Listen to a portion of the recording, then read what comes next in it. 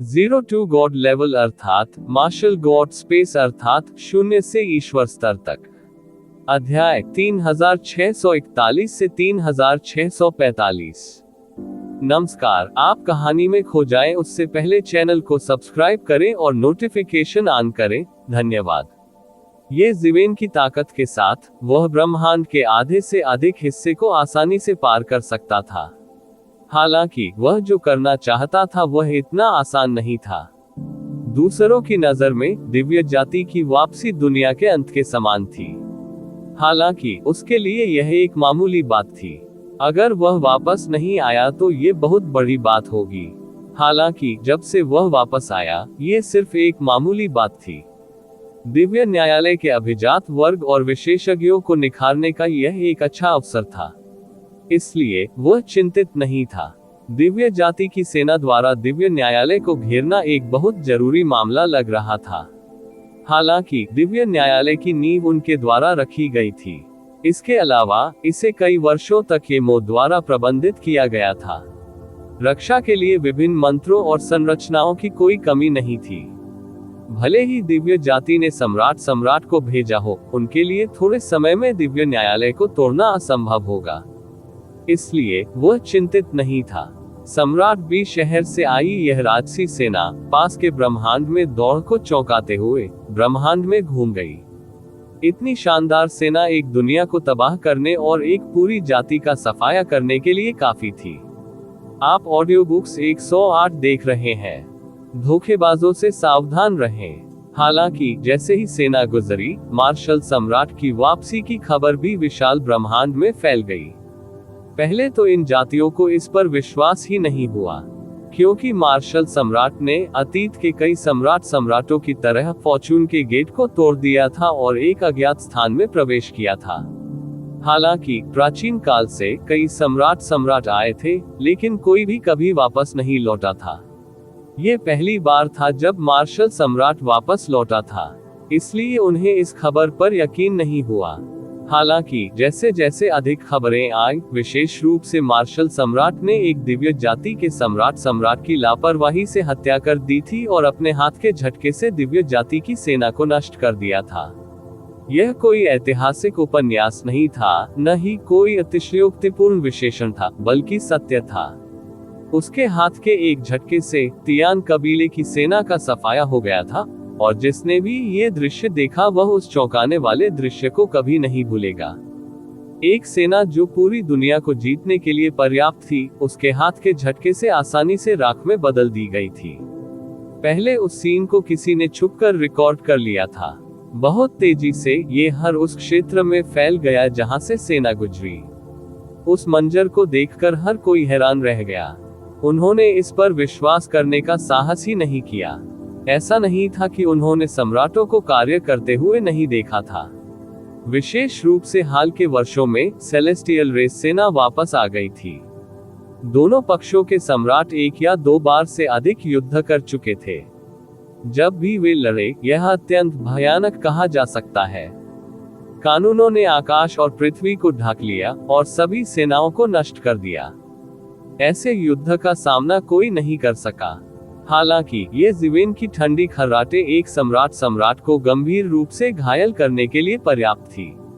अपने हाथ के झटके से संपूर्ण दिव्य जाति सेना को नष्ट करने के आतंक ने उन्हें अभी भी गहराई से झकझोर दिया था। इस दृश्य को देखने के बाद सृजन पथ के संबंध में कई किंवदंतियां अचानक फिर से सामने आ गईं। अंदर कई प्रभावशाली चीजें होनी चाहिए थी, अन्यथा इसने युगों के अनगिनत सम्राटों को सृजन के पथ पर चलने के लिए आकर्षित नहीं किया होता। बात सिर्फ इतनी थी कि वहां से कभी कोई नहीं लौटा था और इसके बारे में कई डरावनी किंवदंतियां भी थीं। यही कारण है कि सृजन का मार्ग रहस्य की परत में ढका हुआ था। क्या यह एक खतरनाक जगह थी जो प्राचीन काल से अस्तित्व में थी, या ये बहुत सौभाग्य वाली जगह थी? कोई नहीं जानता था, लेकिन अब जब ये जीवेन वापस आ गया है, तो ये साबित होता दिख रहा है कि यह कोई अशुभ जगह नहीं हो सकती है। क्या उन्होंने नहीं देखा कि ये जीवेन पहले ही वापस आ गया था? दुनिया का संभव, वह उसका सम्राट, ये पौराणिक का, वह महान का, एक दुनिया का और था। एक का विश्व के सम्राट का। हजारों साल पहले जब मार्शल सम्राट अभी अभी गया था, वह पहले से ही अजेय था। हालांकि वह उतना भयानक नहीं था जितना अब था।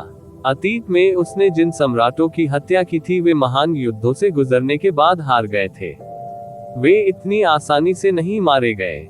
कुछ समय के लिए फॉर्चून की भूमि के बारे में चर्चा हंगामा में थी। हालांकि फॉर्चून की भूमि, फॉर्चून के द्वार और फॉर्चून की सड़क के बारे में चर्चा की तुलना में मार्शल सम्राट पहले ही लौट आया था। उसने अद्भुत शक्ति का प्रदर्शन किया था। इसका निश्चित ही संपूर्ण ब्रह्मांड की स्थिति पर बहुत बड़ा प्रभाव पड़ेगा। मूलतः ब्रह्मांड सेलेस्टियल रेस के खिलाफ हार में पीछे हट रहा था। वे बिल्कुल भी विरोध नहीं कर सके। हालांकि ये ज़िवेन की भागीदारी के साथ स्थिति पहले से बिल्कुल अलग थी। विशेष रूप से ये ज़िवेन की भयानक युद्ध कौशल जो आसानी से एक सम्राट क्षेत्र विशेषज्ञ का सिर काट सकती थी, ने ऑल हेवंस रियल्म्स पक्ष को एक बड़ी सौदेबाजी की सुविधा दी थी। जीत और हार का पलड़ा ऑल हेवंस रियल्म्स की तरफ झुकने लगा था। इससे कई जातियां भी अलग अलग विचारों में आ गईं जो मूल रूप से स्वर्गीय कबीले पर भरोसा करना चाहती थी। इस बार स्वर्गीय कबीले ने वापसी की थी और यह पिछली बार की तुलना में अलग था। इसके अलावा असंख्य स्वर्ग लोकों की ताकत को अपने चरम पर नहीं माना जा सकता है। कहा जा सकता है कि उन्हें कदम दर कदम पीछे पीटा जा रहा था। वे बमुश्किल विरोध करने के लिए केवल सम्राटों के समर्थन पर निर्भर थे। इसलिए उनके मन में अनिवार्य रूप से दिव्य जाति पर भरोसा करने का विचार आया। हालांकि ये ज़िवेन की वापसी के साथ उन्हें लगा कि शायद वे इंतजार कर सकते हैं और देख सकते हैं। ये पिछले युद्ध के नायक ये ज़िवेन का प्रभाव था। ये ज़िवेन को स्वाभाविक रूप से इन जातियों की गुप्त गतिविधियों का पता नहीं था। उसके लिए तो जानने की कोई जरूरत ही नहीं थी। जिन लोगों ने ब्रह्मांड के साथ विश्वासघात करने का साहस किया उन्हें केवल मृत्यु का सामना करना पड़ेगा। इस समय दिव्य महल में लड़ाई पहले से ही अपने सबसे तीव्र चरण में प्रवेश कर चुकी थी। तियान कबीले की पूरी सेना पहले ही बिजली की गति से दिव्य महल की रक्षा की पहली पंक्ति को तोड़ चुकी थी। हालांकि रक्षा की इस रेखा पर कई जादू और संरचनाएं थीं और यहाँ तक कि कई रक्षात्मक दिव्य कलाकृतियां भी विरोध कर रही थीं, प्रतिरोध बेहद तीव्र था। हालांकि जब भी कोई ऐसा बिंदु होता था जिसे वे तोड़ नहीं सकते थे, तो हमेशा एक तियान कबीले का सम्राट होता था जो कार्रवाई करता था। और इस रक्षात्मक नोड का प्रतिरोध कितना भी भयंकर क्यों न हो, दिव्य जाति के सम्राटों के हमले का विरोध करना असंभव था। ये हमेशा बहुत जल्दी टूट जाता था। इसलिए दिव्य महल की रक्षा की पहली पंक्ति को बहुत जल्दी तोड़ दिया गया। डिवाइन पैलेस में अनगिनत लोग हताहत हुए, लेकिन इस समय डिवाइन पैलेस के कुलीन वर्ग भी उत्साहित थे। वे जानते थे कि वे संपूर्ण ब्रह्मांड की निचली रेखा और बाधाओं का प्रतिनिधित्व करते हैं। यदि वे भी गिरे तो ब्रह्मांड गिरने से दूर नहीं रहेगा। उनके पास कोई विकल्प नहीं था। इससे कोई फर्क नहीं पड़ता कि वे किस दुनिया से आए थे, इससे कोई फर्क नहीं पड़ता कि वे किस जाति से आए थे, वे सभी एक ही मोर्चे पर कॉमरेड थे। यदि वे भी हार गए तो ब्रह्मांड का पतन केवल समय की बात थी। उनके परिवार भी फिर से दिव्य जाति के गुलाम बन जाएंगे। विरोध करने का कोई रास्ता नहीं था।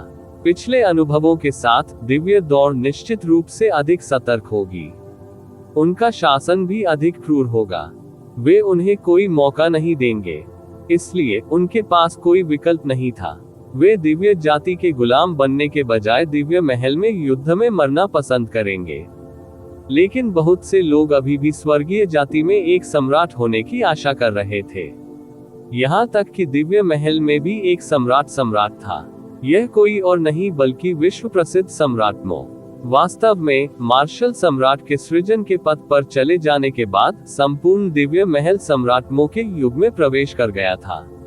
सम्राट मो ने मार्शल सम्राट का स्थान ले लिया था और संपूर्ण दिव्य महल का आध्यात्मिक स्तंभ बन गया था। हालांकि पिछली बार जब वह सीलबंद क्षेत्र में गया था तो सम्राट मो पर सेलेस्टियल रेस के सम्राटों द्वारा घात लगाकर हमला किया गया था और उसे गंभीर चोटें आई थी। वापस लौटने के बाद वह हमेशा बंद कमरे में प्रशिक्षण लेते रहे। इसलिए कोई नहीं जानता था कि वह कैसा कर रहा है। आप ऑडियो बुक्स 108 देख रहे हैं। धोखेबाजों से सावधान रहें। डिवाइन पैलेस सेना में एक अफवाह भी फैल रही थी कि सम्राट मो इतने गंभीर रूप से घायल हो गए थे कि वह शायद फिर से लड़ने में सक्षम नहीं होंगे। यह अज्ञात था कि उसे ठीक होने में कितने दसियों हजार वर्ष लगेंगे। मूल रूप से डिवाइन पैलेस हमेशा ऐसी खबरों को खारिज करता रहा है। उन्हें इस पर बिल्कुल विश्वास नहीं हुआ। हालांकि इस गहन युद्ध में सेलेस्टियल रेस सेना ने भी कई बार हमला किया था और डिवाइन पैलेस सेना के कई बैचों को हराया था। फिर भी सम्राट मो अभी भी कहीं दिखाई नहीं दे रहा था। कोई नहीं जानता था कि क्या वह अभी भी डिवाइन पैलेस की गहराई में बंद दरवाजे के प्रशिक्षण में था। ये डिवाइन पैलेस सेना के लिए एक बड़ा झटका था, जो थॉमे हमेशा सम्राट मो के हमले की प्रतीक्षा में रहता था। उनका मनोबल बहुत कम हो गया था। भीषण युद्ध गर्माता रहा। दोनों पक्षों के लौहखोरों की दोनों पक्षों के कुलीनों से जमकर झड़प हुई। हर पल लोगों को मांस के पेस्ट में कुचला जा रहा था। युद्ध के जानवर एक के बाद एक मारे गए और युद्ध के किले ध्वस्त हो गए। एक के बाद एक शीर्ष स्तर के विशेषज्ञ ऐसी लड़ाई में गिर गए। आमतौर पर अपनी अपनी दुनिया में वे ऐसे अस्तित्व थे जो केवल एक कॉल से हवा को बुला सकते थे और बारिश को बुला सकते थे। हालांकि इस स्थान पर वे तोप के चारे की तरह थे। वे ऐसे ही मर गए और किसी को उनकी परवाह नहीं हुई। ऐसा इसलिए था क्योंकि हर पल ऐसे सैकड़ों और हजारों विशेषज्ञ गिर रहे थे। दोनों तरफ से हताहत हुए। कोई कल्पना कर सकता है कि लड़ाई कितनी भीषण थी। सेलेस्टियल रेस सेना को पूरा फायदा हुआ। उनकी संख्या डिवाइन पैलेस सेना से कई गुना अधिक थी। हालांकि डिवाइन पैलेस की सेना भी बेहद क्रूर थी।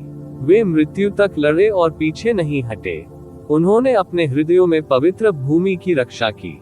इसके अलावा वे ये भी समझ गए कि दिव्य महल को घेर लिया गया है। ये खबर जल्द ही पूरे ब्रह्मांड में फैल जाएगी। अन्य सम्राटों की सेनाएं शायद पहले से ही अपने रास्ते पर थीं। इससे कोई फर्क नहीं पड़ता कि उनका मूल रिश्ता क्या था, वे सभी एक ही अग्रिम पंक्ति के साथी थे। वे बस खड़े होकर नहीं देख सकते थे। अन्यथा एक बार जब दिव्य महल पर विजय प्राप्त कर ली गई, तो गिरने वाले अगले लोग वे ही होंगे। वे इस बात को अच्छी तरह समझते थे। इसलिए उनके लिए सबसे महत्वपूर्ण बात अन्य सम्राटों की सेनाओं के आने के लिए समय निकालना था। अचानक दिव्य जाति की सेना के बीच में एक आकृति प्रकट हुई। यह शाही पोशाक पहने एक राजा था। उसके हाथ में एक लंबा भाला था और वह बड़ा होता गया। बहुत जल्द वह 10 मिलियन झांक की ऊंचाई तक बढ़ गया। वह ब्रह्मांड में लंबे खड़े एक विशाल तारे की तरह था। बस वहां खड़े होकर उसने पूरे दिव्य दरबार पर भारी दबाव डाला। दिव्य सम्राट अंततः कार्रवाई करने जा रहा है। दिव्य महल में कई लोगों ने समझा कि दिव्य सम्राट का धैर्य का आखिरी हिस्सा भी समाप्त हो गया है। उसने दिव्य महल पर व्यक्तिगत रूप से आक्रमण करने की योजना बनाई। पिछली छोटी झड़पों से अलग इस बार वह व्यक्तिगत रूप से दिव्य महल की सभी सुरक्षा को नष्ट करने जा रहा था। बूम! दिव्य सम्राट के हाथ में मौजूद लंबा भाला अचानक समुद्र से उभरे अजगर की तरह उछल पड़ा। ये सीधे दिव्य महल की ओर इशारा करता था। ऐसा लगता था कि उसने सम्राट मो पर ताला लगा दिया था, जो दिव्य महल में एकांत में था। वह उसे तुरंत मार डालना चाहता था। प्रतिवेदन किसी भी खराब अनुवाद के बारे में हमें बताने के लिए टेक्स्ट का चयन करें और रिपोर्ट पर क्लिक करें। लेस देन पिछला सूचकांक अगला ग्रेटर देन स्काई कबीले के सम्राट ने अंततः अपनी चाल चली। वह अब और इंतजार नहीं करना चाहता था। इससे पहले कि सेना दिव्य दरबार पर हमला कर सके, वह पहले अपनी चाल चलना चाहता था। उसका भाला एक अजगर की तरह था, जो सीधे तारों से भरे आकाश को भेद रहा था। यहाँ तक कि दिव्य दरबार की गहराई में स्थापित अंतरिक्ष जादू और जादू की परतें भी इस भाले को नहीं रोक सकी। ये सीधे दिव्य दरबार के केंद्र में एक आकृति की ओर दौड़ा जहां वो तियान था। यह आकृति वो तियान में क्रॉस लेग बैठी थी, लेकिन ऐसा लग रहा था कि यह परत दर परत अनगिनत दुनिया की गहराई में है और उसकी स्थिति का पता लगाना असंभव था। सम्राट मो, ये सम्राट मो है। जब कई लोगों ने ये दृश्य देखा तो वे चिल्लाए बिना नहीं रह सके। यह ईश्वरीय दरबार के संरक्षक सम्राट मो थे। जैसे ही भाला सम्राट मो पर लगने वाला था, उसके शरीर से खूनी रोशनी फूट पड़ी, जो सीधे खूनी बारिश से भरे आकाश में बदल गई, जो फैल गई। फिर एक साधारण और अलंकृत दर्पण भाले से मिलने के लिए उड़ गया। बजना एक गगनभेदी गर्जना के साथ दो दाव खजाने टकरा गए। सदमे की लहरों ने पूरे ब्रह्मांड को हिंसक रूप से कांप दिया। शॉकवेव्स बह गईं, सीधे तौर पर सेलेस्टियल पैलेस सेना और सेलेस्टियल कबीले की सेना के कई लोगों का सफाया हो गया। यही कारण था कि स्काई कबीले के सम्राट ने सीधे हमला नहीं किया।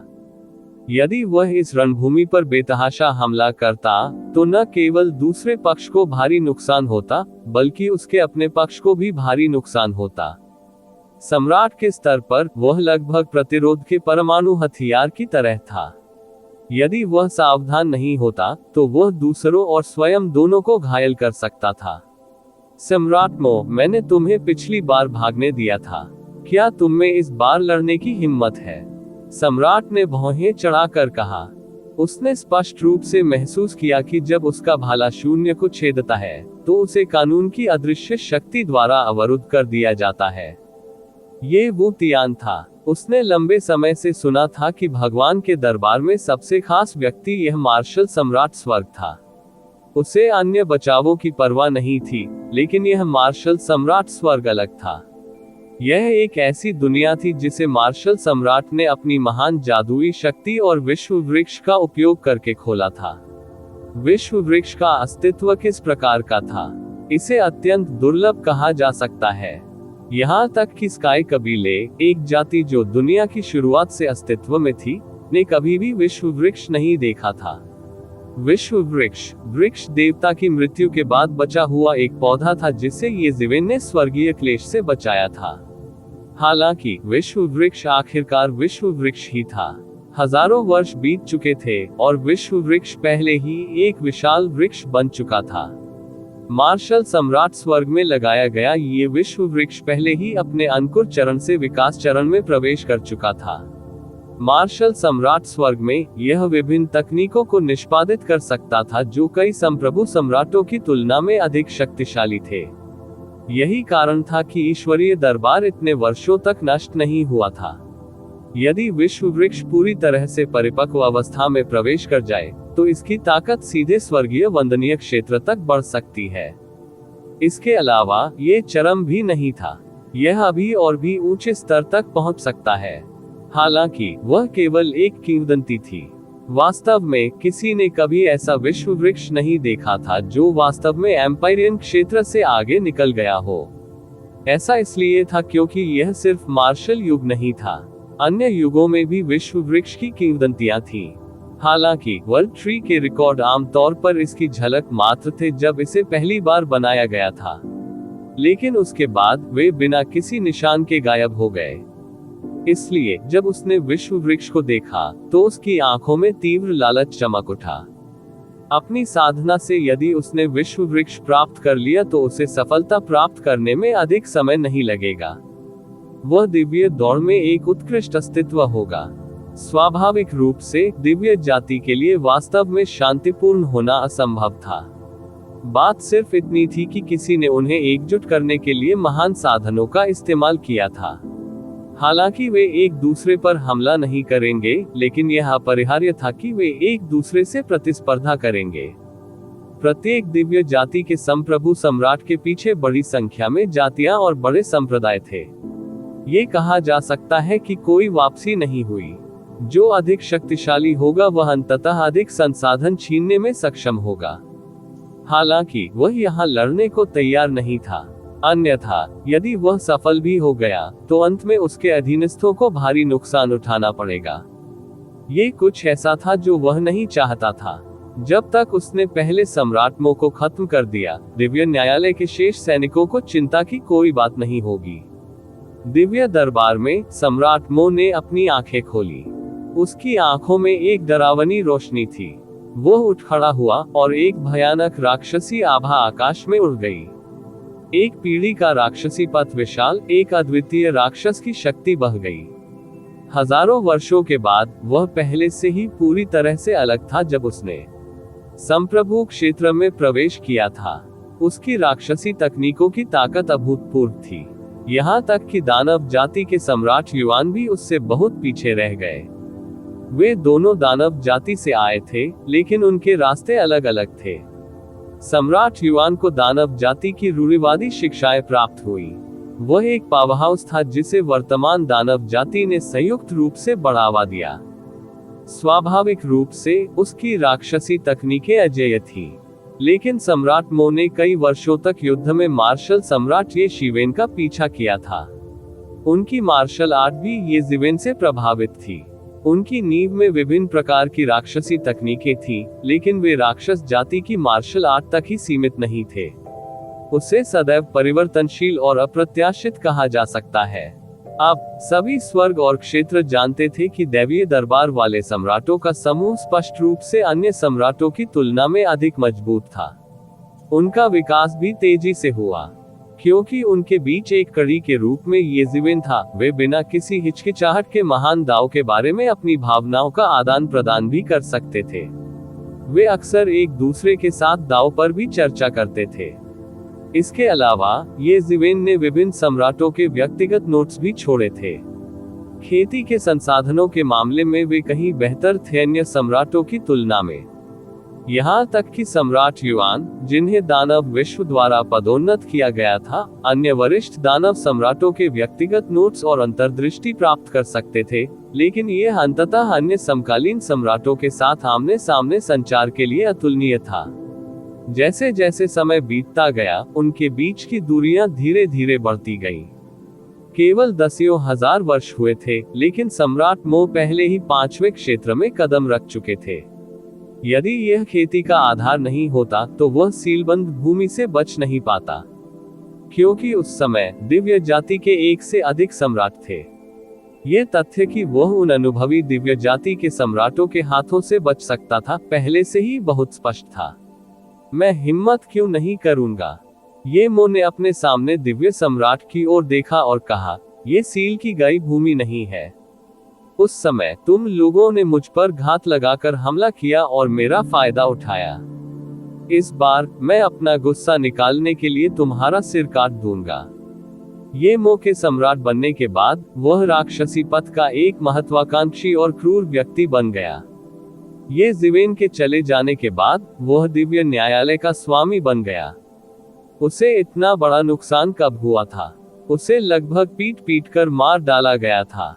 इससे भी अधिक भयावह वह भयावह आभा थी जो सीलबंद भूमि के दूसरी ओर से आ रही थी। इससे उसे इतना सदमा लगा कि उसकी रुकने की हिम्मत ही नहीं हुई। वह अब तक स्वास्थ्य लाभ कर रहे थे। मुझे मार डालो। हा हा हा हा, सम्राट मो, मुझे लगता है कि आप बहुत आश्वस्त हैं। पिछली बार आप मेरे खिलाफ 10 चालें भी नहीं खेल सके थे। इस बार के बारे में क्या? मैं आपको बता दूं, भले ही हम दोनों सम्राट हैं, फिर भी कुछ है हमारे बीच एक अंतर। दिव्य जाति सम्राट भगवान दिल से हंसे। हालांकि सम्राट मो आम लोगों की नजर में बहुत मजबूत थे, लेकिन उन्होंने इसके बारे में ज्यादा नहीं सोचा। कुछ अंतरालों को पाटने के लिए समय की आवश्यकता थी, और सम्राट मो और अन्य नव आरोहित सम्राटों के पास समय की सबसे अधिक कमी थी। ये मो ने कुछ नहीं कहा। उसने अपना हाथ हिलाया और पूरे मार्शल सम्राट स्वर्ग में एक अतुलनीय विशाल दिव्य वृक्ष उखड़ गया और उसके शरीर में प्रवेश कर गया। ये दिव्य सम्राट कम से कम 7वें लोक से ऊपर का अस्तित्व था। स्वाभाविक रूप से उनके और ये मो के बीच का अंतर बहुत बड़ा था। साधारण साधन अविश्वसनीय थे। अब चूंकि उसने विश्व वृक्ष की शक्ति उधार ले ली थी, इसलिए वह लड़ सकता था। यह उनके आत्मविश्वास का सबसे बड़ा स्रोत भी था। जब ये जिवेन ने पहली बार विश्व वृक्ष की खेती की, तो ये सिर्फ एक अंकुर था और अधिक शक्ति उधार नहीं ले सकता था। अब जबकि विश्व वृक्ष एक निश्चित अवस्था तक विकसित हो गया है, इसे येमो को उधार दिया जा सकता है। दिव्य सम्राट ने भी इसे देखा, लेकिन उन्होंने इसे बंद नहीं किया क्योंकि यह बेकार था। यदि उसने येमो को रोक दिया, तो विश्व वृक्ष का उपयोग नहीं किया जाएगा। येमो ने एक कदम आगे बढ़ाया, सीधे सीमा को पार किया और ब्रह्मांड के किनारे पर प्राइमल कैस क्षेत्र में प्रवेश किया।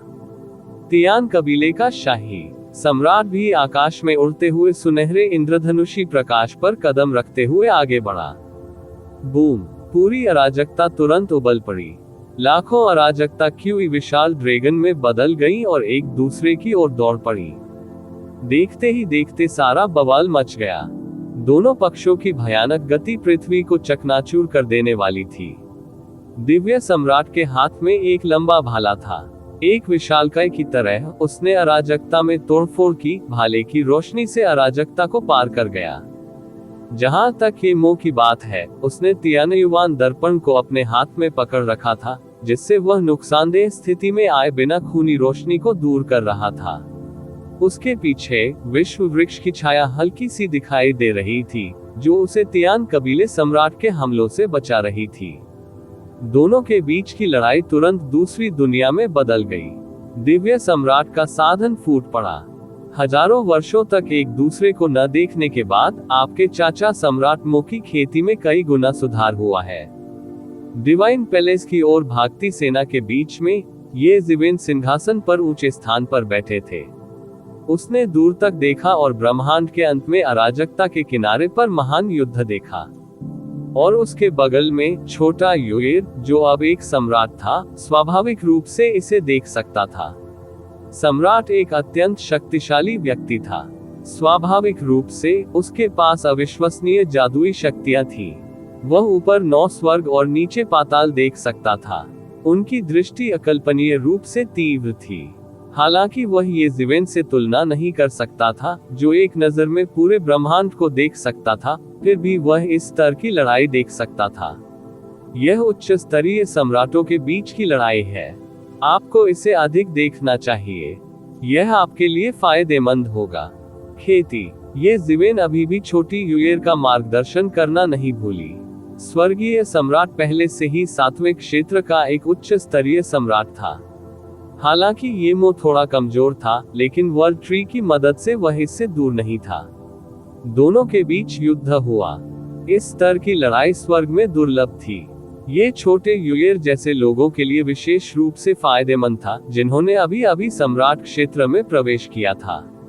लिटिल क्रिसेंट मून ने इस लड़ाई को देखा और महान पथ की अनगिनत जानकारी उसकी आंखों में उभर आई। उन दोनों के बीच की प्रत्येक गतिविधि में सर्वोच्च महान पथ निहित था। ऐसी लड़ाई देखना संपूर्ण टॉनिक खाने जैसा था और यह बेहद फायदेमंद था। और ये देखकर कि ये जिवेन अभी भी उसका मार्गदर्शन करने के मूड में था, वह स्वाभाविक रूप से जानता था कि अंकल सम्राट मो को खतरा नहीं होना चाहिए। वह निश्चिंत हो सकता था। और इस समय सम्राट बी सिटी की पूरी सेना त्वरण मोड के तहत डिवाइन पैलेस युद्ध क्षेत्र के किनारे पर पहुंच गई थी। प्रतिवेदन किसी भी खराब अनुवाद के बारे में हमें बताने के लिए टेक्स्ट का चयन करें और रिपोर्ट पर क्लिक करें। लेस देन पिछला सूचकांक अगला ग्रेटर देन ये जिवेन के समर्थन में सम्राट बी सिटी की सेना तेजी से डिवाइन पैलेस के युद्ध क्षेत्र के पास पहुंची। और दिव्य कबीले की सेना ने भी तुरंत इस सेना की खोज की जो उनका समर्थन करने आई थी। हंगामे के बाद उन्हें रोकने के लिए तुरंत सेना भेजी गई। हालांकि इस समय ये जिवेन इंपीरियल मैंशन सिटी की सेना की देखरेख कर रहे थे। पूरी सेना का जोश चरम पर था। हालांकि सेलेस्टियल रेस सेना इंपीरियल मैंशन सिटी की सेना से कहीं अधिक थी, लेकिन यह उनकी उग्रता को रोक नहीं सकी। वे सीधे मारने के लिए आगे बढ़े। सुदृढ़ीकरण। ये हमारा सुदृढ़ीकरण है। हमारे सुदृढ़ीकरण यहाँ है। डिवाइन पैलेस में बहुत से लोगों ने इस सेना का आगमन देखा। अचानक उनका मनोबल ऊंचा हो गया। मूल रूप से जब वे दिव्य कबीले सेना से घिरे हुए थे, तो कई लोगों का मनोबल ऊंचा नहीं था। उन्हें अंत तक मजबूर कर दिया गया था और वे केवल मृत्यु तक ही लड़ सकते थे। लेकिन अब जब उन्होंने सुदृढ़ीकरण देखा, तो उनका मनोबल स्वाभाविक रूप से बढ़ गया। डिवाइन पैलेस इतने लंबे समय से घिरा हुआ था और अन्य सम्राट विरासत के सुदृढ़ीकरण प्रकट नहीं हुए थे। जाहिर है, इस बात की बहुत अधिक संभावना थी कि उन्हें दिव्य कबीले की सेना ने रोक दिया था। डिवाइन पैलेस के सभी कुलीन लोग इस सरल रणनीति के बारे में सोच भी नहीं सकते थे। खासकर जब दिव्य कबीले में कई अनुभवी सम्राट थे, तो ये दिव्य कबीले की कल्पना से बहुत परे था। यदि दिव्य कबीला वास्तव में सफल हुआ, तो परिणाम बिल्कुल अकल्पनीय थे। हालांकि अब जब सम्राट बी सिटी की सेना आ गई थी, तो उन्हें आशा दिखाई दी। अचानक पूरे दिव्य महल का मनोबल बढ़ गया। अचानक इस समय दिव्य कबीले सेना में एक अतुलनीय विशाल व्यक्ति प्रकट हुआ। यह एक विकराल विशाल हाथ में बदल गया और सम्राट बी सिटी की सेना की ओर बढ़ गया, जो अभी अभी आई थी। अचानक एक चिल्लाहट हुई, जिसके बाद एक डार्क ड्रैगन हेलबर्ड आकाश में उड़ रहा था, सीधे इस विशाल हाथ की ओर बढ़ रहा था। हालांकि यह विशाल हाथ तेज और भयंकर था, इसे एक ही पल में लगभग काट दिया गया था। यह विशाल गैसीकृत हाथ तुरंत ऊर्जा की एक प्रचंड लहर में बदल गया, जो बाहर निकल गई। दिव्य कबीले की सेना के बीच एक हैरान आवाज थी, यहाँ कौन सा दोस्त है? बाहर आकर मुझसे क्यों नहीं मिलते? दिव्य कबीले की सेना के बीच एक व्यक्ति आकाश के पार से निकला। यह एक ऐसा सम्राट था जिसका पूरा शरीर नीलम का बना हुआ प्रतीत होता था। उसने एक विकराल लहर से सारे स्थान को दबा दिया। उनकी मार्शल आर्ट अद्भुत थी और उनके चारों ओर प्रकाश की अनगिनत किरणें दुनिया के एक विशाल सितारे की तरह नृत्य कर रही थी।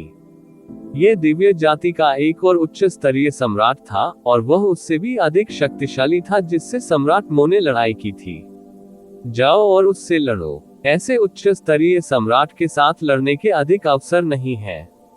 ये ज़िवेन ने अपने बगल में लिटिल क्रिसेंट मून को देखा और कहा, यह कोई और नहीं बल्कि लिटिल क्रिसेंट मून था जिसने अभी हमला किया था।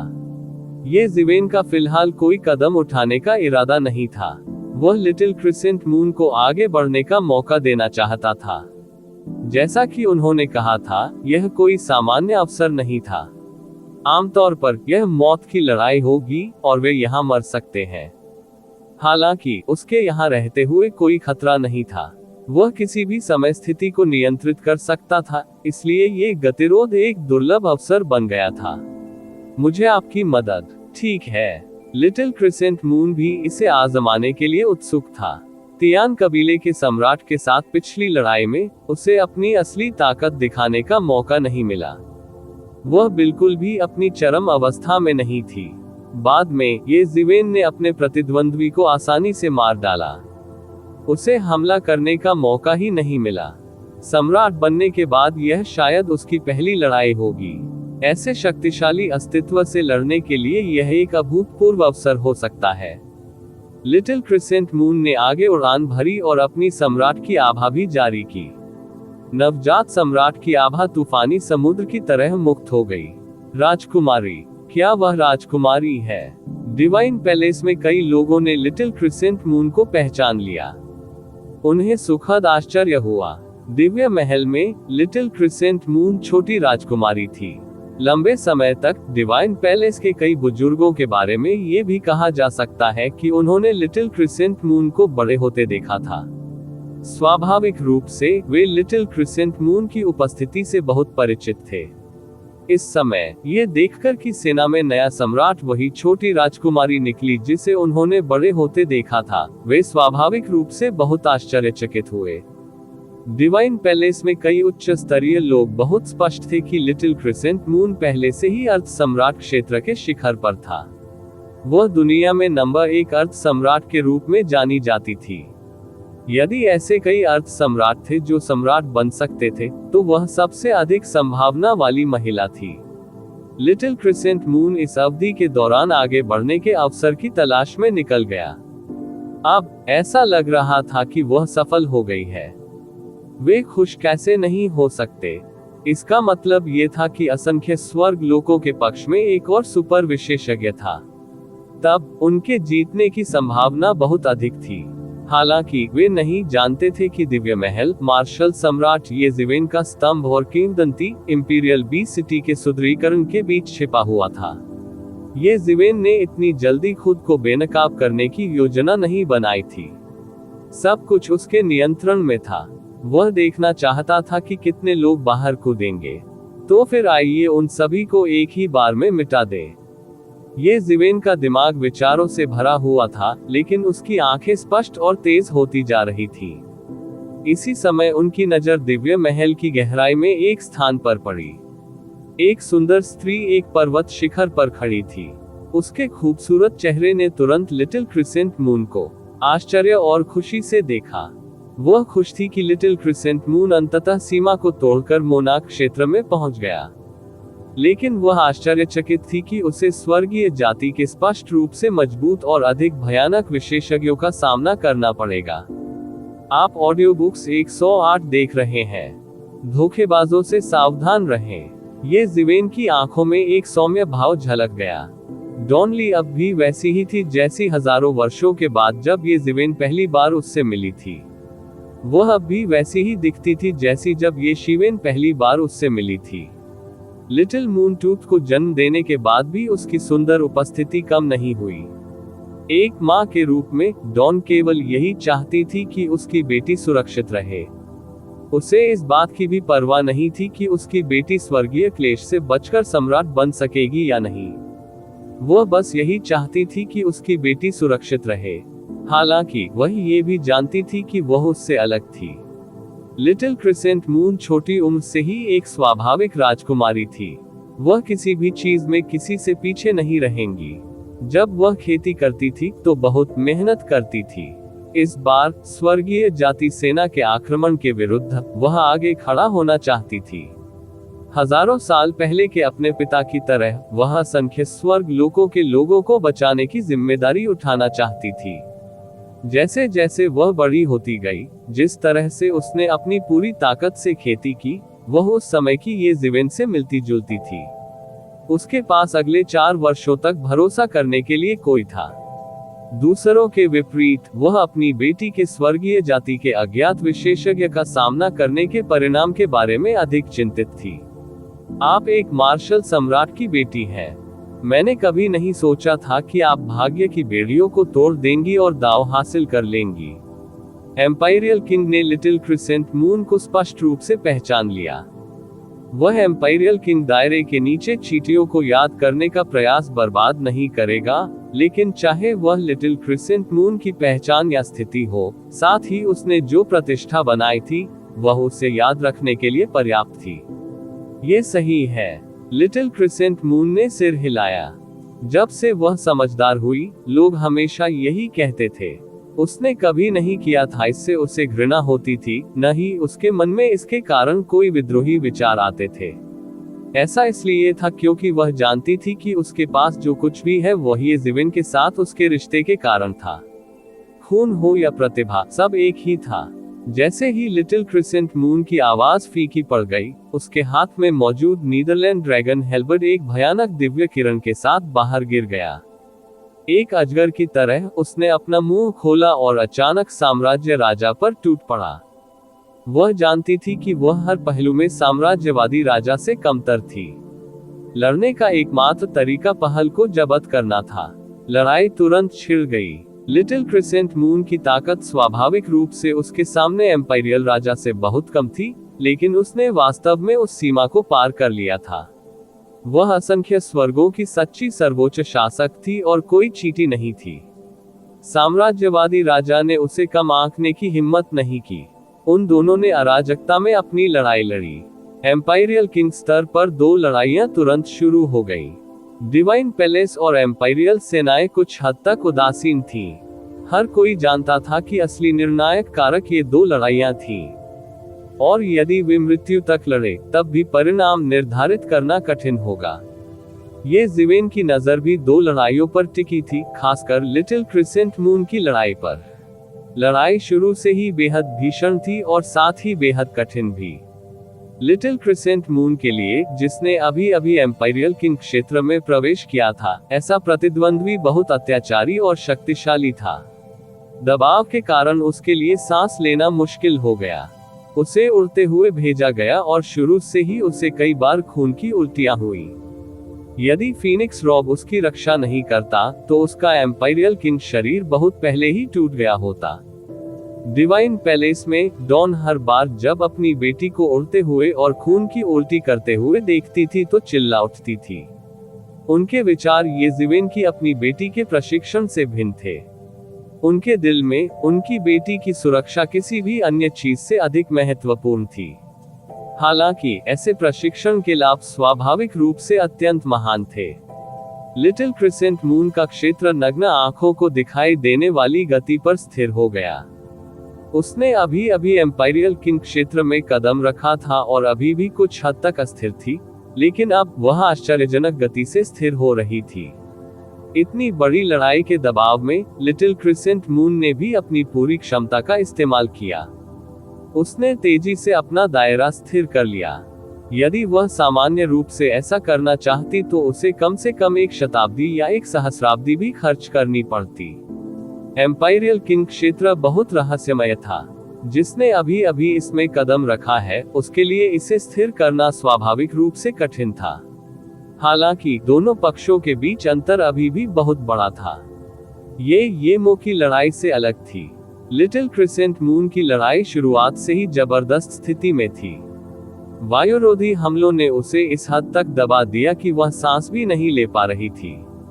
कुछ बार उसके शरीर को इस हद तक पीटा गया कि वह फट गया। अनगिनत लोग सदमे में चिल्ला उठे। वे असहाय होकर ये दृश्य देखते ही रह गए और इंपीरियल बी सिटी सेना में कई लोगों ने येज़िवेन की ओर देखा, जो युद्ध के बीच में था, ये देखने के लिए कि वह क्या करेगा। येज़िवेन इतने समय से इंतजार कर रही थी। जब उन्होंने लिटिल क्रिसेंट मून की लड़ाई को थकावट के कगार पर देखा, तो उन्होंने अंततः हस्तक्षेप करने का फैसला किया। ऐसी दुखद लड़ाई में जहां बचने की लगभग कोई संभावना नहीं है, जब तक कोई मर नहीं जाता, यह एक मूल्यवान संपत्ति होगी। उसने अपने जीवन में ऐसी अनगिनत लड़ाइयों का अनुभव किया था, इसलिए वह इसे सबसे अच्छी तरह जानता था। शायद पिता होने और माँ होने में यही अंतर था।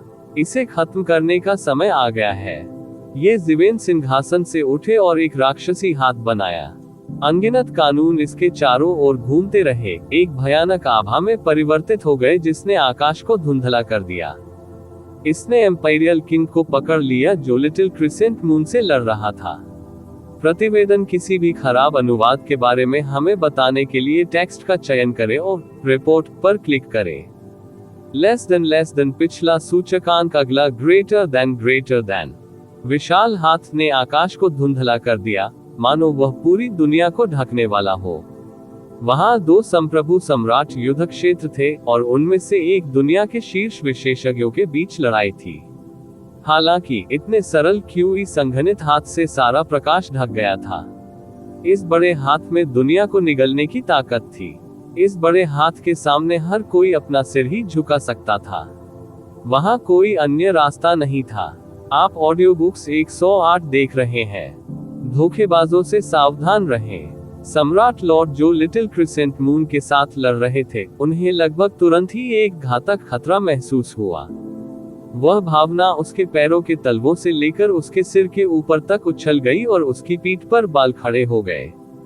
जब से उसने मार्ग प्राप्त किया था, उसने कभी भी इतनी भयानक अनुभूति महसूस नहीं की थी। यहाँ तक कि जब उसने अभी अभी मार्ग प्राप्त किया था, तब उसका सामना एक उच्च स्तरीय सम्राट भगवान से हुआ, तब भी उसे इस तरह महसूस नहीं हुआ। इस लगभग सहज कंपकपी ने उसे तुरंत प्रतिक्रिया करने पर मजबूर कर दिया। मूल रूप से वह एक कदम आगे जाकर लिटिल क्रिसेंट मून को मारना चाहता था। वह ऐसे शक्तिशाली विशेषज्ञ को ब्रह्मांड से खत्म करना चाहता था।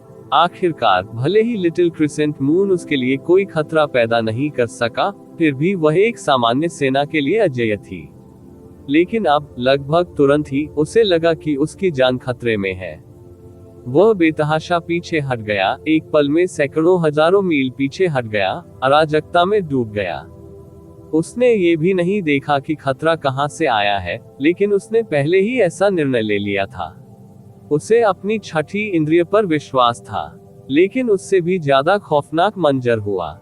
जैसे जैसे सम्राट भगवान सैकड़ों हजारों मील पीछे हटते गए, क्यूई संघनित हाथ भी सैकड़ों हजारों मील बढ़ता गया। क्यूई संघनित हाथ की गति ने आकाश को ढक लिया और अराजकता में फैल गया। ये हाथ मानो आकाश की जगह लेकर सबके सामने आ गया। क्या ये कैसे संभव है? इस दिव्य जाति के सम्राट ने कभी नहीं सोचा था कि भले ही उसने भागने की पूरी कोशिश की, फिर भी यह बेकार होगा। वह फिर भी पकड़ा गया। गर्जन। सम्राट भगवान क्रोधित थे। वह दहाड़ा और उसके शरीर के चारों ओर एक रहस्यमयी रोशनी खिल उठी।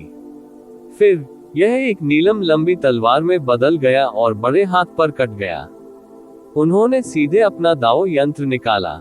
दाव उपकरण की शक्ति के साथ क्यूई संघनित हाथ से लड़ना बेहद आसान बात थी, लेकिन अप्रत्याशित रूप से जब एमेथिस्ट लॉन्गस्वॉर्ड ने क्यूई संघनित हाथ पर वार किया तो इससे कोई लहर भी नहीं उठी। यह ऐसा था मानो वह पानी के तालाब पर फिसल गया हो और फिर वापस उछल गया हो। बूम। इसके तुरंत बाद उपस्थित अनगिनत सेनाओं, विशेषकर तियान कबीले की सेना ने एक अत्यंत भयावह दृश्य देखा। बेहद शक्तिशाली तियान कबीले सम्राट, अजेय तियान कबीले सम्राट, वास्तव में क्यूई से बने इस हाथ से पकड़ा गया था। टकराना। बड़ी गर्जना हुई। फिर उन्होंने देखा कि अजेय सर्वोच्च अस्तित्व को ये शिवेन ने लापरवाही से पकड़ लिया और खून की धुंध में बदल दिया। यहाँ तक कि उसकी आत्मा और शरीर को भी कुचल दिया गया। उसके पास वापस लड़ने की ताकत नहीं थी। फिर ये जिवेन ने इस सम्राट भगवान के शरीर को पकड़ लिया, जो खून की धुंध में बदल गया था, और उसे अपनी आंतरिक दुनिया में डाल दिया। एक सम्राट भगवान की तुलना किसी स्वर्गीय आदरणीय से नहीं की जा सकती थी, लेकिन उसका मांस और रक्त अभी भी अत्यंत मूल्यवान दिव्य सामग्री थे। संपूर्ण ब्रह्मांड शांत हो गया। ऐसा लग रहा था कि हर कोई बुरी तरह डरा हुआ है। वे जो देख रहे थे उस पर उन्हें विश्वास नहीं हो रहा था। इतना शक्तिशाली सम्राट ऐसे ही चला गया। उन्होंने वास्तव में अभी अभी तियान कबीले सम्राट की युद्ध शक्ति देखी थी। उसकी ताकत मौजूद सेनाओं को खत्म करने के लिए पर्याप्त थी, और यहाँ तक कि लिटिल मूनटूथ, जिसे सम्राट लॉर्ड के रूप में पदोन्नत किया गया था, भी मुश्किल से विरोध कर सका। वह ताकत सचमुच भयानक थी, लेकिन आकाश को ढकने वाले इस विशाल हाथ के सामने वह कुछ भी नहीं थी। प्रतिक्रिया देने के बाद उन सभी ने गहरी सांस ली। वास्तव में असंख्य स्वर्गों में इतना भयानक अस्तित्व था। ऐसा क्यों हुआ कि उन्होंने इसे कभी खोजा ही नहीं? चाहे वह तियान कबीले की सेना हो या दैवीय दरबार के कुलीन लोग, उन्हें ये याद नहीं आ रहा था कि किसके पास इतनी भयानक ताकत थी।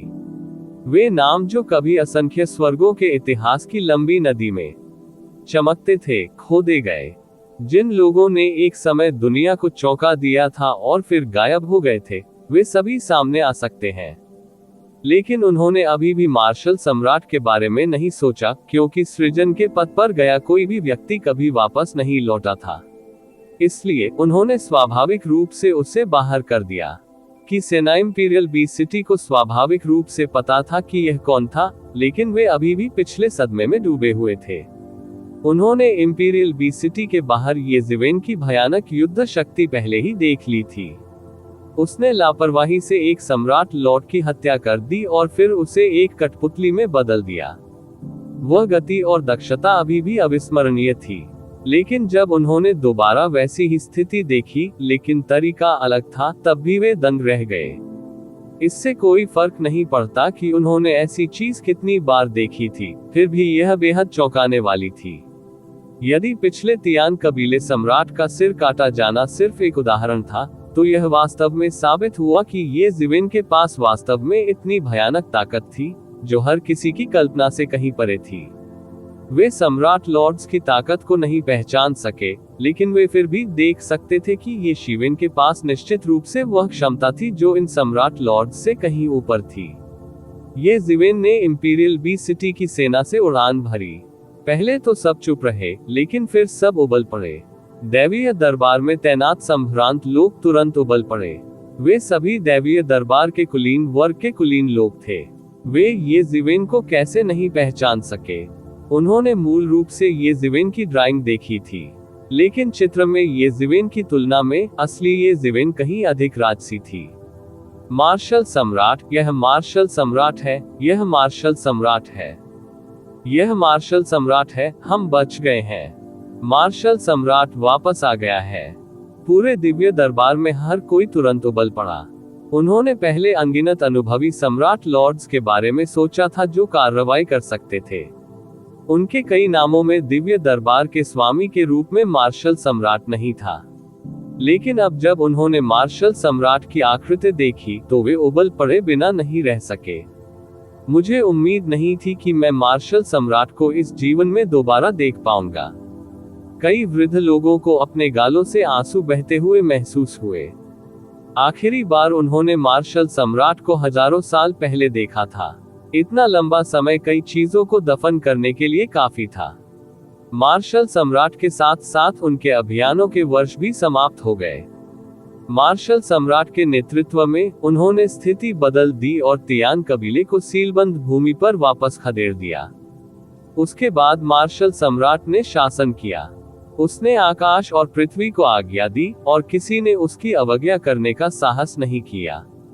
मार्शल सम्राट के शासनकाल के मात्र दसियों हजार वर्षों में यह अज्ञात था कि कितनी उथल पुथल को शांत किया गया और आपदा के कितने संभावित स्रोतों को समाप्त किया गया। हालांकि उसने लंबे समय तक शासन नहीं किया, फिर भी उसने जो प्रभाव डाला वह अभी भी मौजूद था। उन गौरवशाली वर्षों में उन्होंने पूर्व और पश्चिम को जीतने के लिए मार्शल सम्राट का अनुसरण किया और उत्तर और दक्षिण में लड़ाई लड़ी। अब उन्हें लगा कि जो समय बीत गया था वह लौट आया है। ईश्वरीय दरबार में एक महिला ने अपना मुंह अपनी सफेद हथेली से ढक लिया। उसकी आंखों से तुरंत आंसू धुंधले हो गए क्योंकि उसने वह आकृति देखी जिसके बारे में वह दिन रात सोचती रही थी। वह फिर से वापस आ गया था। हजारों वर्षों के बाद वह फिर से वापस आया था। इसके अलावा वह बिना किसी चेतावनी के सामने आए थे। इससे उसे हजारों वर्षों तक उसकी याद आती रही और बांध टूट गया। वह ये कियान और हुआ मेंघन से अलग थी। ये जिवेन को दोबारा देखने के लिए वह कड़ी मेहनत कर सकती थी। वह केवल उसके पक्ष में खड़ी होना चाहती थी। उसे महारानी बनने में कोई दिलचस्पी नहीं थी। उसने जो कुछ भी किया वह उसके नक्शे कदम पर चलना था और एक दिन उसके पक्ष में खड़ा होना था। इसलिए ये जिवेन के दिल में वह अलग थी। चाहे वह हुआ मेंघन हो या ये कियान, वे बेहद स्वतंत्र विचारों वाली महिलाएं थीं। उनकी अपनी योजनाएं और लक्ष्य थे और वे ये जिवेन पर भरोसा नहीं करते थे। जहां तक डॉन की बात है वह अलग थी। उसकी दुनिया में मूल रूप से केवल ये जिवेन थी और यह अकेले उसके चारों ओर घूमती थी। अब भी केवल छोटे क्रिसेंट मून का ही समावेश हुआ था। ये भी कहा जा सकता है कि छोटा क्रिसेंट मून ये जिवेन के लिए उसकी लालसा का विस्तार था। हजारों सालों तक वह दूसरों के सामने बहुत मजबूत होने का दिखावा कर सकती थी, लेकिन उस पल ऐसा कुछ भी नहीं था जो उसके आंसुओं को बहने से रोक सके। अगले ही पल ये जिवेन पहले ही उसके पास आ चुकी थी। उसने धीरे से उसे अपने आलिंगन में खींच लिया और कुछ भी अनावश्यक नहीं कहा। उसने बस उसे कसकर गले लगाया। क्षमा करें, मैं देर से वापस आया। लिटिल क्रिसेंट मून ने अपने थके हुए शरीर को पीछे खींच लिया। जब उसने अपने पिता और माँ को एक दूसरे को गले लगाते देखा तो उसकी खूबसूरत आंखें घूम गईं अर्धचंद्र का आकार। उसे यकीन था कि हालांकि उसकी माँ रो रही थी, लेकिन वह मन ही मन मुस्कुरा रही थी। जब से उसे याद आया वह कभी इतनी खुशी से नहीं मुस्कुराई थी। दोनों को किसी ने परेशान नहीं किया। दोनों सेनाओं के बीच टकराव इस तस्वीर पर पानी फेर गया था। लिटिल क्रिसेंट मून केवल पिछली लड़ाई से लगी चोटों को ठीक करने के लिए फीनिक्स पुनर्जनन तकनीक का प्रसार कर रहा था। पहले की लड़ाई संभवतः जीवन और मृत्यु की कुछ लड़ाइयों में से एक थी जिसे उसने अपने जीवन में अनुभव किया था। एक राजकुमारी के रूप में उनका वंश स्वाभाविक रूप से असाधारण था। उनके लिए अपने ही स्तर के प्रतिद्वंद्वी से मुकाबला करना कठिन था। वह अपने स्तर से ऊपर भी लड़ सकती थी। इसके अलावा उसकी सुरक्षा के लिए उसके पास नेदर ड्रैगन हेल्बर्ड और फीनिक्स रॉब भी था। उसे खतरे का सामना करना पड़ा था, लेकिन उसने कभी ऐसी लड़ाई का सामना नहीं किया था जहां अगर किसी ने हस्तक्षेप नहीं किया तो वह निश्चित रूप से मर जाएगी। ये भी एक अत्यंत मूल्यवान अनुभव था। बिना विचलित हुए उसने लगभग तुरंत ही अपने एम्पायरियल किंग दायरे को स्थिर कर लिया। उसके दायरे के खत्म होने के खतरे के बारे में चिंता करने की कोई जरूरत नहीं थी। मार्शल सम्राट की वापसी की खबर सबसे तेज गति से पूरे दिव्य दरबार में फैल गई। डिवाइन कोर्ट में कई रसद कर्मियों को भी तुरंत खबर मिली। सभी में हड़कंप मच गया। यदि वे मूल रूप से चिंतित थे, तो ये ज़िवेन की वापसी के साथ उनकी रीढ़ और स्थिर शक्ति वापस आ गई थी। स्वाभाविक रूप से डरने की कोई बात नहीं थी। दिव्य दरबार में ये ज़िवेन ने डॉन को गले लगाया और धीरे से अपना दूसरा हाथ हिलाया। दिव्य सेना जो दिव्य न्यायालय को घेर रही थी, उसे एक भयानक हमले का सामना करना पड़ा जिसका विरोध नहीं किया जा सका। वे विघटित होकर परमाणुओं में बदल गए। ऐसा लगा मानो कोई अदृश्य लहर बह निकली हो। अनगिनत दिव्य सेना के पास भागने का समय भी नहीं था, इससे पहले कि वे पूरी तरह से शून्य हो जाएं। तुरंत दिव्य दरबार की परिधि खाली हो गई। हर कोई हैरान था। यह उस झटके से भी अधिक तीव्र था जो ये ज़िवेन द्वारा लापरवाही से एक साम्राज्यवादी राजा को पकड़कर मौत के घाट उतार दिए जाने से लगा था। ये मंजर और भी भयानक था। प्रतिवेदन किसी भी खराब अनुवाद के बारे में हमें बताने के लिए टेक्स्ट का चयन करें और रिपोर्ट पर क्लिक करें। लेस देन पिछला सूचकांक, अगला ग्रेटर देन ये तरीका पहले ही उनकी कल्पना की सीमा को पार कर चुका था। सम्राट कितना भी अत्याचारी क्यों ना हो, वह ऐसा नहीं कर सकता था, क्योंकि वे जो कर सकते थे वह नियमों की सीमा थी। वे पूर्ण शक्ति वाली सेना को नष्ट कर सकते थे। हालांकि ये पूरी ताकत से दुश्मन को दबाकर किया गया था। वे ये ज़िवेन की तरह अपने हाथ हिलाकर किसी सेना को नष्ट नहीं कर सकते थे। यह एक ऐसी विधि थी जो पहले से ही नियमों से आगे निकल चुकी थी, क्योंकि स्वर्गीय स्वामी नियमों को संशोधित कर सकते थे, इसलिए कई अकल्पनीय और असंभव प्रतीत होने वाली चीजें स्वर्गीय स्वामी के लिए कुछ भी नहीं थी। यहाँ तक कि बादशाह की बात भी नहीं बन सकी। यह एक ऐसी विधि थी जो सीमा से आगे निकल गई। केवल एक साधारण हमले से इसने तियान कबीले की सेना को पूरी तरह से नष्ट कर दिया था। साथ ही इसने सभी को ये भी समझा दिया कि इस तरह की ताकत के सामने तियान कबीले के पास चाहे कितनी भी सेनाएं हो, इसका कोई मतलब नहीं था। इस समय पूरी स्वर्गीय कबीले की सेना नष्ट हो गई थी और हर किसी की निगाहें ब्रह्मांड की गहराई में अराजकता के किनारे पर लड़ाई को देख रही थी। इस समय दोनों पक्षों की ताकत समान रूप से मेल खाने वाली कही जा सकती है। हालांकि आध्यात्मिक शक्ति और दायरे के संदर्भ में ये स्वर्गीय कबीले सम्राट जितना अच्छा नहीं था। विश्व वृक्ष के समर्थन से उसकी आध्यात्मिक शक्ति को अंतहीन कहा जा सकता है। यदि उसका शरीर नष्ट भी हो जाए तो भी वह शीघ्र स्वस्थ हो सकता था। लकड़ी विशेषता कानून अपने आप में मरम्मत के तरीके में अद्वितीय था। यह उल्लेख करने की आवश्यकता नहीं है कि विश्व वृक्ष विश्व के वृक्षों का पूर्वज था। इस पहलू में ये स्वाभाविक रूप से अद्वितीय था। यहाँ तक कि स्वर्गीय कबीले सम्राट द्वारा पहुंचाई गई क्षति की भी तुरंत मरम्मत की जा सकती थी। यदि ऐसा नहीं होता तो ये इसका मुकाबला नहीं कर पाता। आखिरकार दोनों पक्षों के बीच का अंतर बहुत बड़ा था। हालांकि स्वर्गीय कबीले के सम्राट ने भी अभी चौंकाने वाला दृश्य देखा था और वह लगभग मौत से डर गया था। ये बहुत डरावना था। सम्राट को आकस्मिक रूप से मार दिया गया था और स्वर्गीय कबीले की सेना उसके हाथ के झटके से राख में बदल गई थी। ऐसी भयानक ताकत बिल्कुल बेजोड़ थी। ये सोचकर उसने और रुकने की हिम्मत नहीं की और जल्दी से भाग गया स्वर्गीय कबीले की मोहर की ओर। यदि उसने इसे अपनी आंखों से न देखा होता तो उसे विश्वास ही न होता कि ऐसी घृणित बात है कि कोई वास्तव में ऐसा कर सकता है। यहाँ तक कि उन्होंने कई दिव्य दरबार के कुलीनों की उद्घोषणाएं भी सुनी और तुरंत ही अतुलनीय रूप से हैरान हो गए। अगर मार्शल सम्राट लौट भी आए तो उसे इतना भयानक नहीं होना चाहिए था, लेकिन उसने ऐसा किया। लेकिन वह इस समय इस बारे में कैसे सोच सकता था, और उसके पास इस बारे में सोचने के लिए इतना समय नहीं था। हालांकि इस समय ये उसे भागने कैसे दे सकता था। उन्होंने ये ज़िवेन के पिछले हमले को भी देखा और बेहद आश्चर्यचकित हुए। इस समय वह इस दिव्य साम्राज्य सम्राट को जाने नहीं दे सकता था, इसलिए उसने बार बार हमला किया। युद्ध पूरे 3 दिन और 3 रात तक चलता रहा। अंत में उस शाही सम्राट को अभी भी ये द्वारा मार दिया गया था। प्रक्रिया बेहद तीव्र थी और यह इस हद तक थी कि ये मो गंभीर रूप से घायल हो गया था और अंत में लगभग बुरी तरह से मर गया था। दिव्य जाति का सम्राट राजा, जो अंततः जीने की अपनी अंतिम इच्छा के साथ प्रस्फुटित हुआ था, अत्यंत भयानक था। उसे येज़िवेन द्वारा एक मृत अंत में मजबूर किया गया था।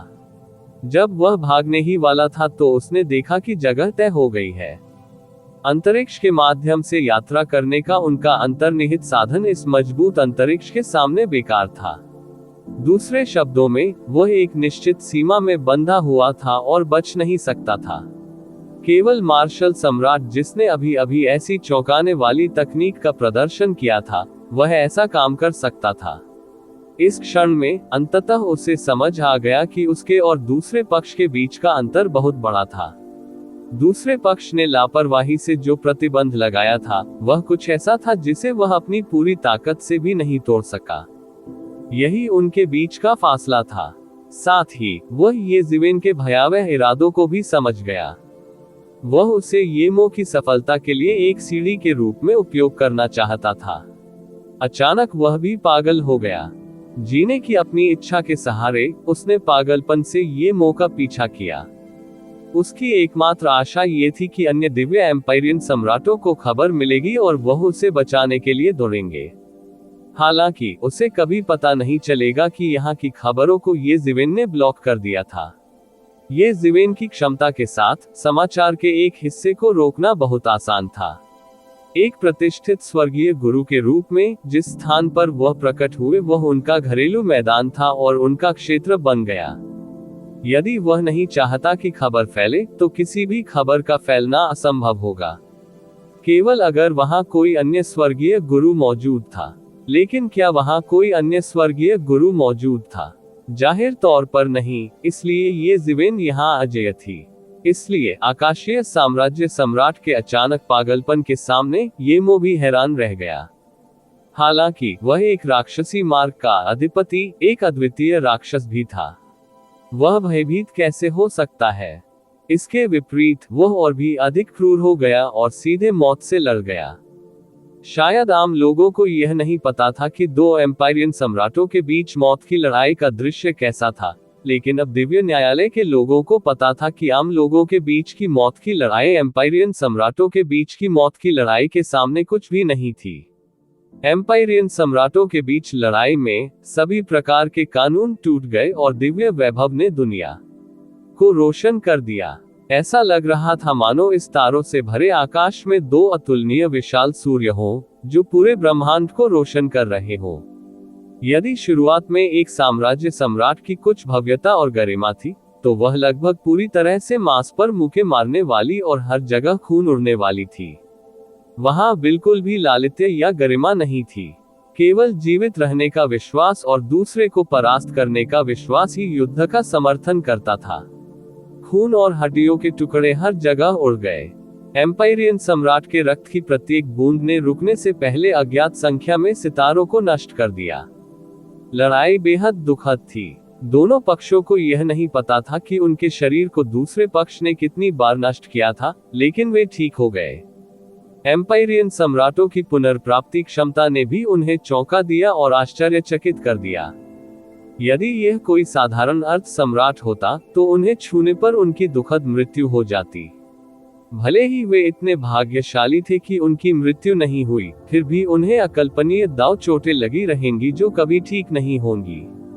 लेकिन जब एक एम्पायरियन सम्राट पर सीधा प्रहार किया गया, तो उसे अपनी मूल स्थिति में वापस आने में केवल कुछ ही सांसें लगी। पुनर्प्राप्ति क्षमता कितनी भयानक है। यह अंत तक नहीं था कि येमो ने आखिरकार उसे मार डाला। प्रतिद्वंद्वी वह स्वयं लगभग मृत्यु के कगार पर था और लगभग मर ही गया था। यहाँ तक कि उसकी गर्दन भी तोड़ दी गई। लड़ाई बेहद दुखद थी। हालांकि उनके चेहरे पर असामान्य उत्साह था, क्योंकि इस लड़ाई से उन्हें बहुत कुछ हासिल हुआ था। इससे पहले कि वह छठे क्षेत्र में कदम रख सके, ज्यादा समय नहीं लगेगा। यह उनके हजारों वर्षों के बंद कमरे के प्रशिक्षण से कहीं अधिक प्रभावी था। हालांकि वह ये भी जानता था कि वह काफी हद तक उस एम्पायरियन सम्राट को सफलतापूर्वक मारने में सक्षम था, क्योंकि येज़िवेन नीचे से लड़ाई देख रहा था। यदि येज़िवेन नहीं होता तो शायद वह हार गया होता। यदि वह साम्राज्य सम्राट भागना भी चाहता तो भी वह उसे रोक नहीं पाता।